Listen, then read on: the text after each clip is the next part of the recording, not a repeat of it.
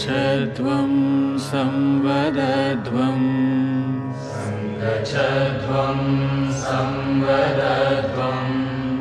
संवो मनांसि जानताम्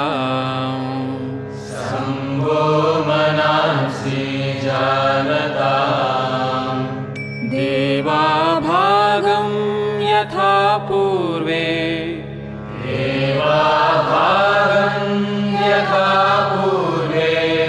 संजानाना उपासते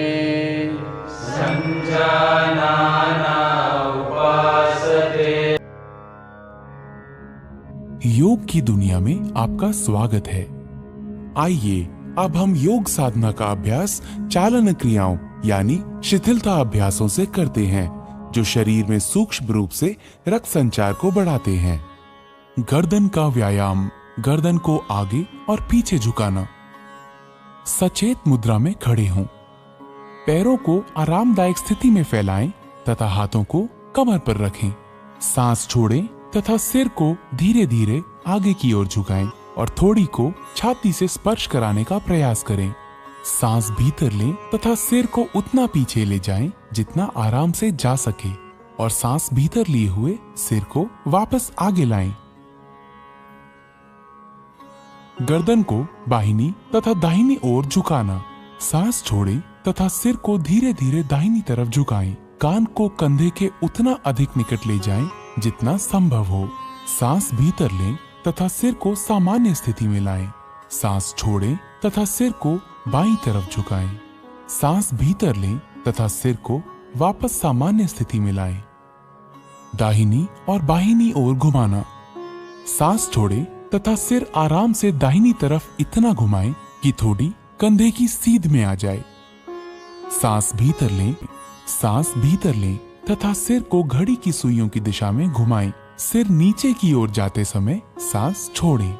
सिर को घड़ी की सुइयों की विपरीत दिशा में घुमाएं।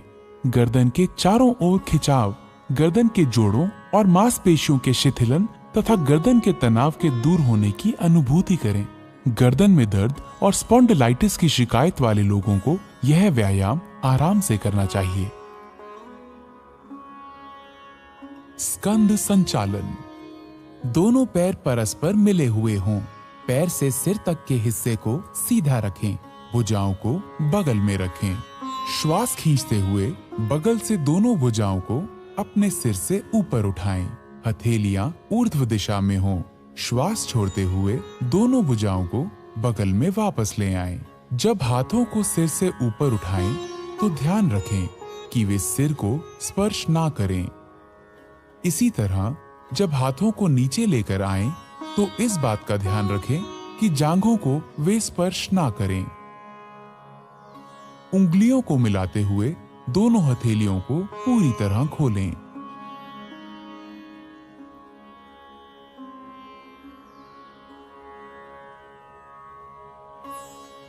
स्कंद चक्र। सीधा खड़े हो जाएं। बाएं हाथ की उंगलियों को बाएं कंधे पर रखें और उसी तरह दाएं हाथ की उंगलियों को दाएं कंधे पर। दोनों कोहनियों को पूरी तरह चक्राकार घुमाएं। आगे की ओर कोहनियों को घुमाते हुए वक्षस्थल के सामने स्पर्श कराने की कोशिश करें और जब कोहनियों को घुमाएं तो उन्हें कानों के समीप ले जाने की कोशिश करें।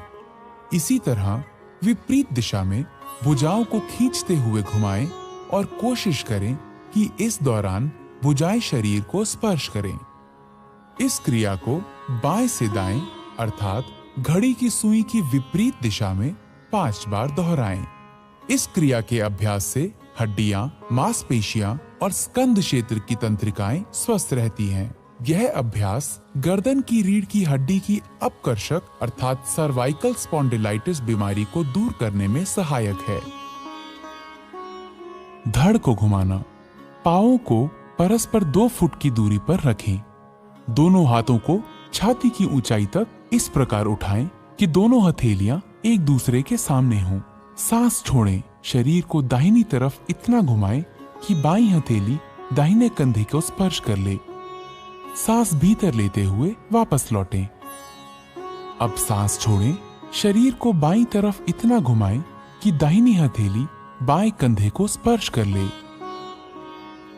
सांस भीतर लेते हुए वापस लौटें। पुनः दोहराएं। सांस लेते हुए धीरे धीरे करें। मेरुदंड या डिस्क संबंधी समस्या होने पर तथा मासिक धर्म के दौरान यह व्यायाम ना करें। खड़ी मुद्रा में विश्राम करें। घुटनों को चलाना।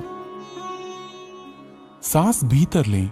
अपनी भुजाओं को कंधों तक उठाएं। सांस छोड़ें। घुटने मोड़ें तथा अपने शरीर को शून्य की मुद्रा में नीचे लाएं। सांस भीतर लें और शरीर को सीधा करें। 2 बार और दोहराएं। इस व्यायाम से घुटने तथा कूल्हे के जोड़ मजबूत होते हैं। अत्यधिक आर्थराइटिस की समस्या होने पर इस व्यायाम को छोड़ दें।